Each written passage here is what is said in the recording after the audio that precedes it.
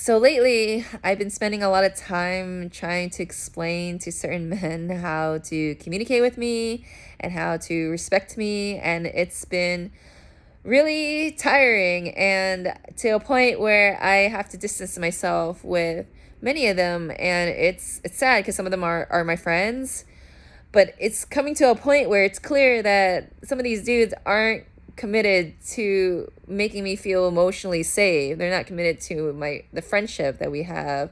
And it's sad but it's tiring. Like I can't have this anymore. I can't always have to have my words be challenged. I don't want to be interrupted after every sentence with their opinions or their jokes or whatnot. And it just makes me feel like my words just doesn't have, like, it's never enough validity for them to listen. And it's been a huge problem for me, and I just can't handle it anymore. And it's been happening a lot recently, and it's been happening a lot throughout my life.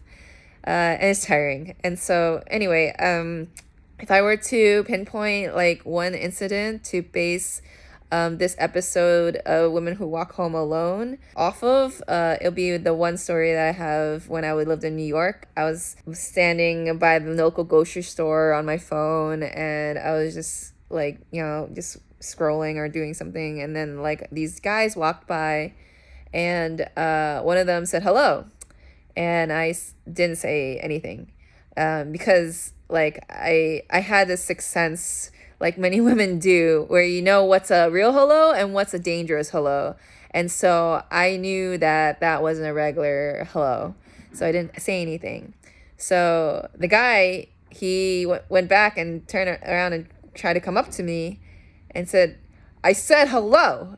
And then I did not look up because I was scared. And also that, like, I knew, as many women do know, that once you give them eye contact, it's game over. Like, once you give them what they want, they're going to keep engaging.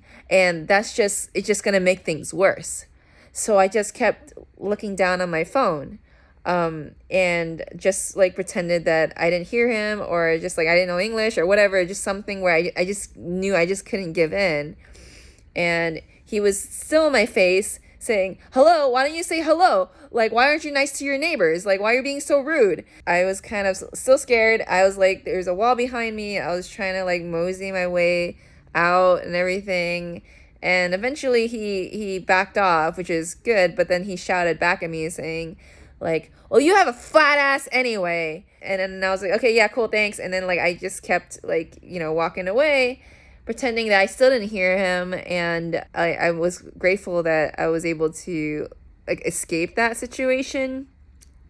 But, still I was a little shaken up, like, because I, like, he had a friend and everything, like anything could go down with something like that. I was against the wall on my phone, so it's kind of like, yeah, anything could have gone down. But anyway, so I ended up calling my boyfriend at the time about like this incident, because I was kind of shaken up by everything. And knowing him, he's a jolly guy and everything, and he's like, "Hey, how's it going?" And like on the phone and everything. And then as I was trying to explain to him what happened, he just kept interrupting me and just kept like joking about it. And then he's like, "Oh, why didn't you say hi? Maybe he is just a regular old neighbor, like, why not?" And it just got really annoying, and it got to a point where I started yelling at him because I was just so frustrated that he kept interrupting me as I was trying to explain what happened. And once I explained that this guy made a comment about my body, then like he finally realized, like, "Oh shoot, I'm so sorry. That sounds very traumatic. I'm sorry this happened."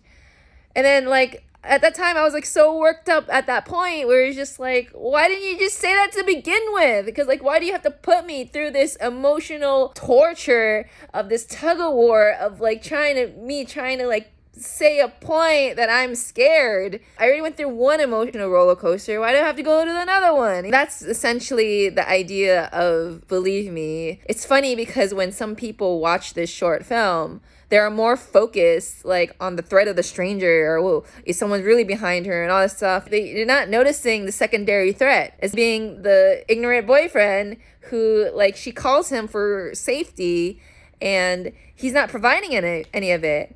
even though he still thinks that he's doing a good deed by actually answering the phone, but he's just adding more to the problem. I just want to like showcase that how this type of communication is not okay. Like I know most of society will be like, oh, but at least he's trying, like he answered the phone, he's at the party and blah, blah, blah, and all that stuff. It's like, no more excuses. We just can't settle for bare minimum anymore. It doesn't serve us at all. And like, with the ending being that, there's an ambiguous ending, like women don't necessarily want to be right. They just want to be safe, whatever is going on in their mind, they'd rather be wrong.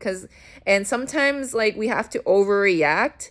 Because if we underreact, then we're done for. And that's just how anxiety works. Sometimes we have to overreact so we could protect ourselves. I hope that this short film resonates with many people. It doesn't have to only be women. And so that's why I made this short film.